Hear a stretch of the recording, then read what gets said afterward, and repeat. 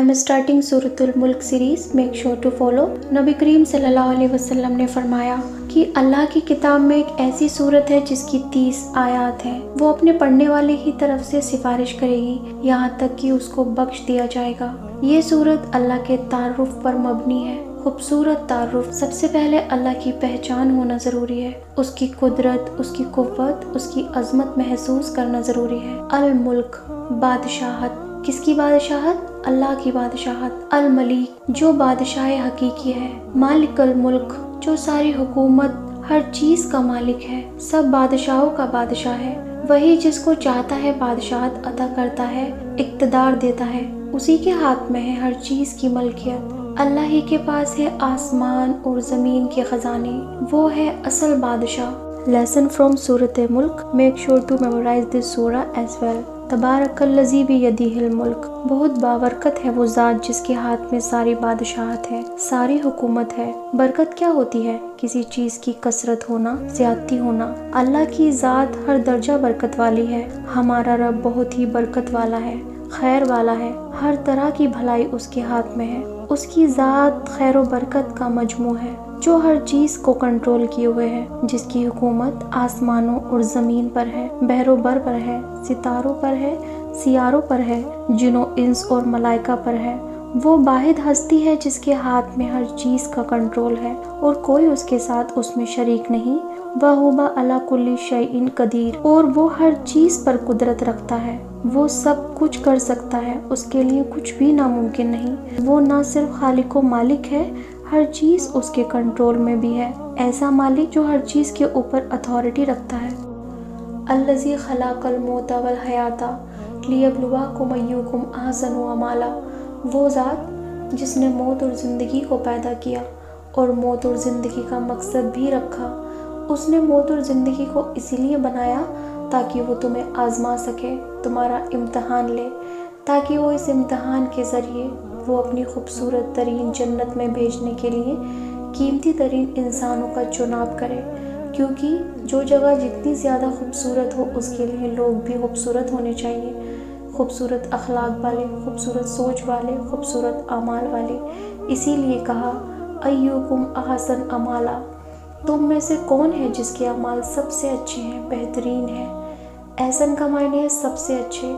तो गोया हम इस दुनिया में क्यों आए? इम्तहान के लिए, ये देखे जाने के लिए कि हम क्या करते हैं, अल्लाह को राज़ी करते हैं या शैतान को। हमारे दिल में किस चीज़ का अट्रैक्शन है, यहाँ हम सबको अपना अपना जायज़ा लेना है। इम्तहान के लिए तैयारी ज़रूरी होती है, जानना और पढ़ना ज़रूरी होता है। इसीलिए अल्लाह के बारे में जानना और उसके पसंदीदा आमाल के बारे में जानना और उन पर अमल करना निहायत ज़रूरी है। वह हुवल अज़ीज़ुल गफ़ूर, और वो रब ज़बरदस्त भी है और गालिब भी है और गफ़ूरुर रहीम भी है। तुम जैसे चाहो ज़िंदगी गुजार कर चले जाओ, तुम्हें कोई पूछने वाला नहीं, वो है अल अज़ीज़, वो बहुत कुव्वत वाला है। भाग कर जाना कहाँ है? अगर तुम उसके फरमाबरदार हो तो वो तुम्हारी कमी बेशी भी माफ़ कर देगा। सूरतुल मुल्क, लेसन नंबर 4। अल्लज़ी खलाका सबआ समावातिन तिबाक, फिर अल्लाह का तारुफ, क्योंकि ये सूरत भरपूर तरीके से अल्लाह का तारुफ करवाती है। वो जिसने 7 आसमान तह बतह पैदा किए, एक के ऊपर एक। तिबाक कहते हैं एक चीज़ के ऊपर बराबर दूसरी चीज़ रखना, जैसे हम प्लेट के ऊपर दूसरी प्लेट रखते हैं और वो फिट बैठ जाती है। इशारा तरतीब और डिसिप्लिन की तरफ है, बेहतरीन तनासुब की तरफ, जो अल्लाह ने अपनी तख्लीक के अंदर रखा है। उसने जो चीज़ भी बनाई बहुत खूबसूरत बनाई, परफेक्ट बनाई। मा तराफी खल्क़ि रहमानी मिन तफाबुत, ना तुम देखोगे रहमान की तख्लीक में कोई तफाबुत। तफाबुत का मायने है अदम तनासुब, कोई बेज़ाब्तगी नहीं। फर्जिल बसारा हल तरा मिन फतूर, लौटाओ अपनी नज़र एक दफ़ा देखने के बाद, फिर देखो। पहले तुमने गौर से नहीं देखा तो फिर देखो।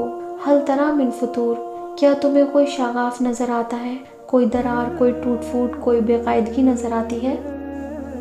बिस्मिल्लाहिर्रहमानिर्रहीम। सूरतुल मुल्क, लेसन नंबर 4, आयत नंबर 4। शुम्मर्जिल बसार कर्रतैनी यनकलिब इलैकल बसारु खसियों वहुवल हसीर, फिर दोबारा अपनी निगाह फिरा कर देख ले, तेरी निगाह थकी हुई और जलील होकर लौट आएगी। اس آیت میں اللہ تعالیٰ انسان کو اپنی قدرت پر غور کرنے کا حکم دیتا ہے۔ پہلے اللہ نے فرمایا تھا کہ تم دیکھو کیا تمہیں آسمان میں کوئی خرابی، کوئی درار، کوئی کمی نظر آتی ہے؟ اور اب اللہ تعالیٰ کہہ رہا ہے کہ دوبارہ دیکھو اور پھر دیکھو، بار بار دیکھو۔ یعنی اگر انسان اپنی نگاہ سے آسمان کا جائزہ لے، اس کی بصر یعنی ویژن اور سمجھ سکے، اسے کوئی بھی کمی دکھائی نہیں دے گی۔ آسمان اتنا بے عیب اور پوری طرح ترتیب سے بنا ہوا ہے کہ اس میں کوئی قسم کا نقصہ یا بگاڑ نظر نہیں آتا۔ انسان کی نگاہ چاہے کتنی بھی تیز ہو، اس کی سمجھ کتنی بھی گہری ہو، اللہ کے نظام میں وہ کوئی خرابی نہیں ڈھونڈ سکتا۔ يَنْقَلِبْ إِلَيْكَ الْبَصَارُ خَسِيًّا وَهُوَ الْحَسِيرُ۔ اس جملے کا مطلب یہ ہے کہ جب تو بار بار دیکھے گا پھر بھی تیری آنکھیں تھک کر لوٹ آئیں گی، کچھ بھی کمی نہیں پائے گی۔ یعنی نگاہ، قَسِيًّا یعنی ذلیل، شرمندہ، اور حسیر تھکی ہوئی، کمزور ہو کر لوٹ آئیں گی۔ یہ اس بات کی طرف اشارہ ہے کہ انسان کی نگاہ اور اس کا علم محدود یعنی لمیٹڈ ہے، جبکہ اللہ کی قدرت بے پناہ اور لامحدود یعنی ان لمیٹڈ ہے۔ انسان چاہے ٹیلیسکوپ سے دیکھے یا اپنے ذہن سے سمجھے، کوئی کوشش کرے، وہ آسمان کے نظام میں کوئی کمی نہیں ڈھونڈ سکتا، بلکہ جتنا غور کرے گا اتنا ہی اللہ کی قدرت اور حکمت اس کے سامنے ظاہر ہوتی رہے گی۔ تفکر اور تدبر یعنی ڈیپ تھنکنگ کا حکم دیا گیا ہے۔ قرآن صرف پڑھنے کے لیے نہیں بلکہ سمجھنے کے لیے ہے۔ اللہ کی قدرت کا اظہار، آسمان میں نہ کوئی درار، نہ کوئی گرتی ہوئی چیز، سب کچھ ایک پرفیکٹ نظام سے چل رہا ہے۔ انسان کی حد کیا ہے؟ یہ آیت انسان کو اس کی اپنی حد یاد دلاتی ہے کہ تو چاہے کتنا بھی علم حاصل کر لے، تو کبھی بھی اللہ کے کام میں کوئی کمی نہیں نکال سکتا۔ تحبیت کا دلیل یہ آیت اللہ کی وحدانیت، ون لیس اور قدرت کا ثبوت ہے۔ اگر کئی خدا ہوتے تو نظام میں خرابی ہوتی، لیکن سب کچھ ایک نظام سے چل رہا ہے، اس لیے صرف ایک ہی خدا ہے، ایک ہی اللہ ہے۔ ایک ایگزامپل ہے جیسے ایک انسان کو ایک بہت خوبصورت پرفیکٹ مشین دکھتی ہے، وہ بار بار چیک کرتا ہے کہ کوئی پارٹ خراب تو نہیں، کوئی کمی تو نہیں، لیکن سب کچھ پرفیکٹلی فٹ ہوتا ہے۔ پھر وہ سمجھتا ہے کہ اس مشین کے پیچھے کوئی بہت عقل مند ڈیزائنر ہے۔ اسی طرح جب ہم آسمان اور زمین کے نظام کو دیکھیں تو ہر چیز ایک عظیم خالق کریشن کی دلالت کرتی ہے۔ انسان جتنا بھی آسمان اور اللہ کے نظام میں غور کرے، اسے کوئی کمی نظر نہیں آئے گی، اس کی آنکھیں تھک جائیں گی، لیکن اللہ کے نظام میں کوئی خرابی نہیں ملے گی، کیونکہ اللہ کی قدرت بے مثال ہے۔ بسم اللہ الرحمن الرحیم۔ سورۃ الملک، لیسن نمبر 5، آیت نمبر 5۔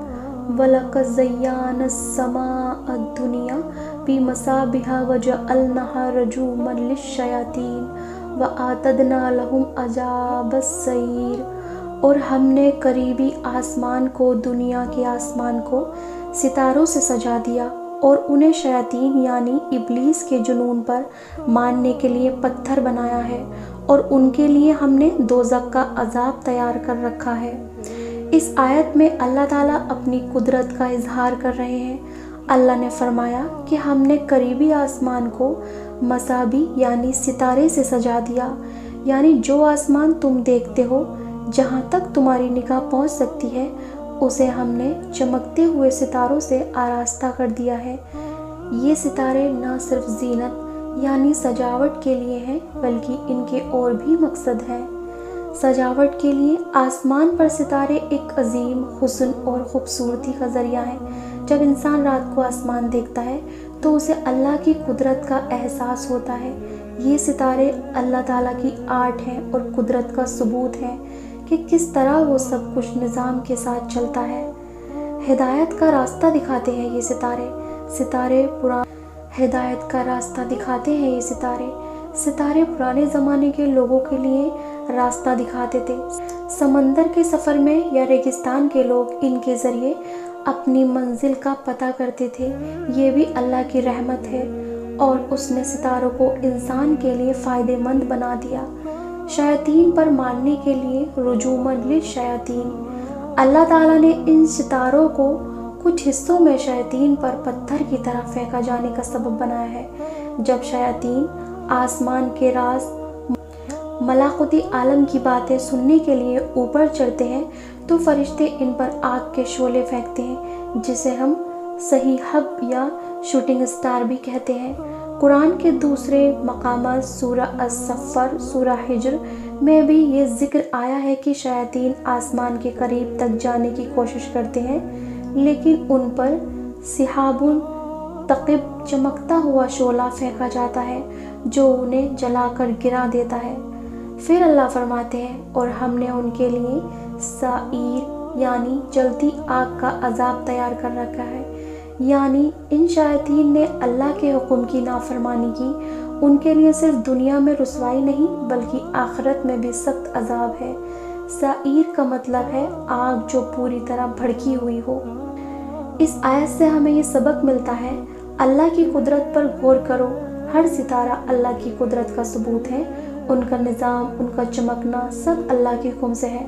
کائنات میں نظر ڈالنے سے ایمان بڑھتا ہے۔ جب بندہ آسمان اور ستاروں کے حسن کو دیکھتا ہے تو اس کے دل میں اللہ کی عظیم قدرت کا اظہار ہوتا ہے اور اس کا ایمان مضبوط ہوتا ہے۔ شیاطین کا مقام گر گیا۔ شیاطین جو آسمان سے باتیں چرانے جاتے ہیں انہیں اللہ نے رسوا اور ذلیل کر دیا۔ آخرت میں عذاب کا وعدہ۔ جو لوگ اللہ کے حکم سے انکار کرتے ہیں ان کے لیے دنیا میں بھی رسوائی ہے اور آخرت میں بھی رسوائی ہے اور ان کے لیے سخت عذاب ہے۔ اگر آپ کو یہ ویڈیو اچھی لگے تو آپ اسے شیئر کریں، سبسکرائب کریں اور کامنٹ سیکشن میں اپنی رائے لکھیں۔ بسم اللہ الرحمن الرحیم۔ سورۃ الملک، لیسن نمبر 6۔ وَلِلَّذِينَ كَفَرُوا بِرَبِّهِمْ عَذَابُ جَهَنَّمَ وَبِئْسَ الْمَصِيرُ۔ اور جن لوگوں نے اپنے رب کا انکار کیا یعنی کفر کیا، ان کے لیے جہنم کا عذاب ہے اور وہ کتنی بری جگہ ہے جہاں ان کو لوٹنا پڑے گا۔ اس آیت میں اللہ تعالیٰ نے ان لوگوں کا انجام بیان کیا جو اس کے رب ہونے کا انکار کرتے ہیں، یعنی وہ لوگ جو اللہ کی قدرت اور اس کے حکم کو نہیں مانتے۔ پچھلی آیت میں اللہ نے شیاطین کے لیے عذاب کا ذکر کیا تھا اور اس آیت میں اللہ نے ان کافروں کا ناشکروں کے لیے بھی وعید وارننگ دے رہا ہے۔ جن لوگوں نے اپنے رب کا انکار کیا یعنی جن لوگوں نے اللہ کو رب، مالک، پالنے والا اور خالق قانون دینے والا نہیں مانا۔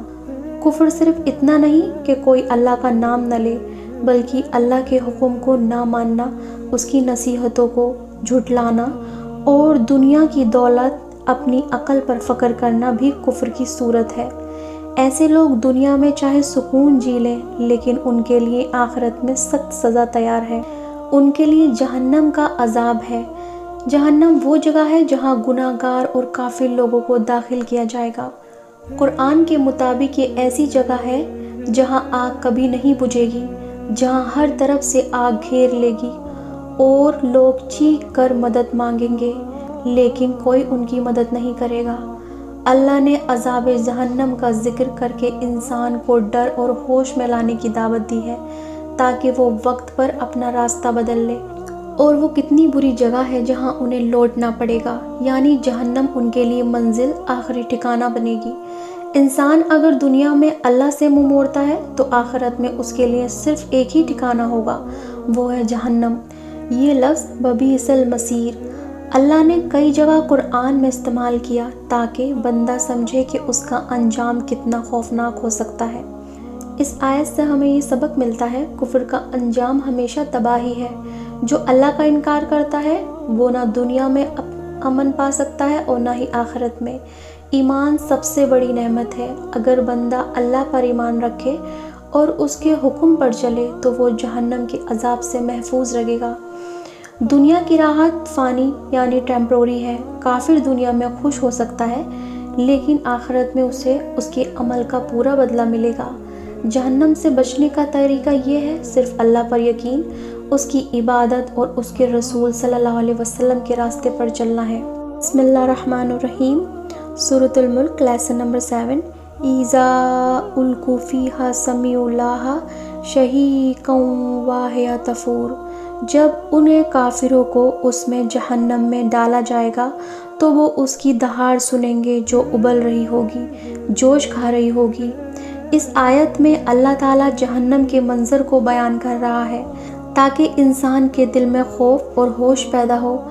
یہاں اللہ نے وہ حالات بتائے جب کافر اور گناہگار لوگ جہنم میں پھینکے جائیں گے، جب انہیں اس میں ڈالا جائے گا، یعنی جب وہ لوگ جنہوں نے دنیا میں اللہ اور اس کے رسول صلی اللہ علیہ وسلم کا انکار کیا جہنم میں گرائے جائیں گے، انہیں عزت کے ساتھ نہیں پھینکا جائے گا۔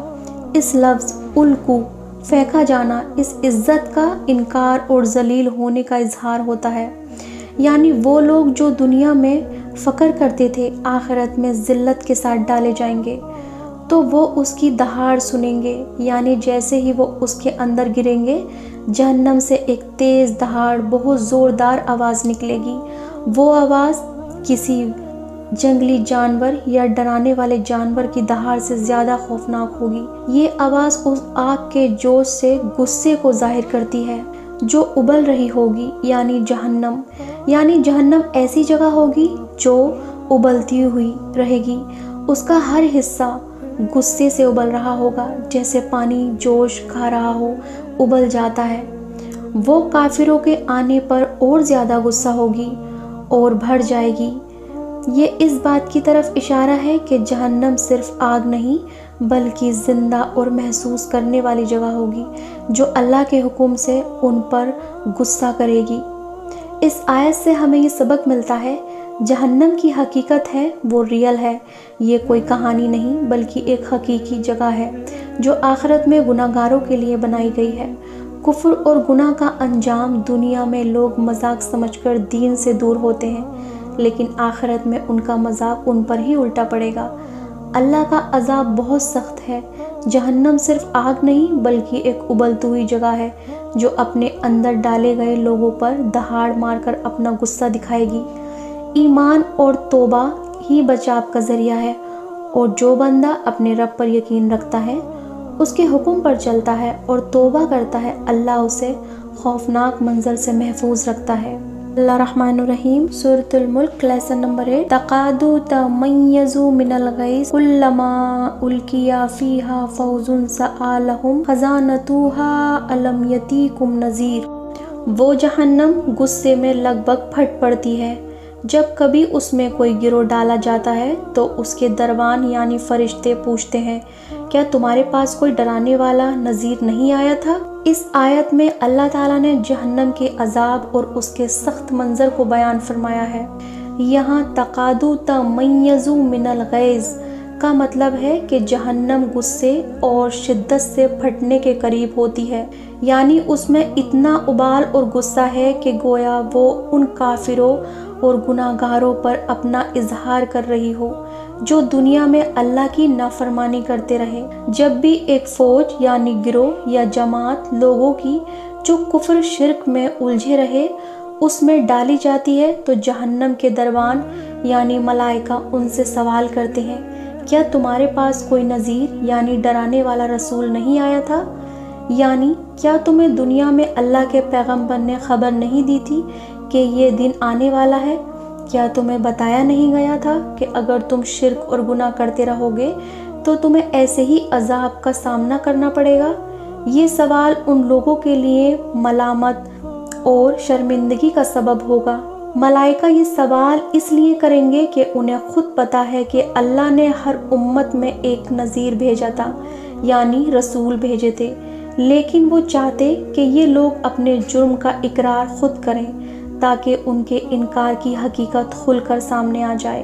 یہاں سے ایک سبق ملتا ہے کہ دنیا میں جب بھی اللہ کے رسول یا کوئی نصیحت آتی ہے تو اسے مذاق یا نظر انداز نہیں کرنا چاہیے، کیونکہ قیامت کے دن یہی لوگ ہم سے پوچھیں گے کہ تمہیں ڈرانے والا تو آیا تھا، پھر تم نے مانا کیوں نہیں؟ اس آیت کا مقصد صرف ڈرا دینا نہیں بلکہ انسان کو ہوش میں لانا ہے تاکہ وہ اپنے اعمال اور زندگی کا رخ کو بدل لے اور اللہ کے حکم کے مطابق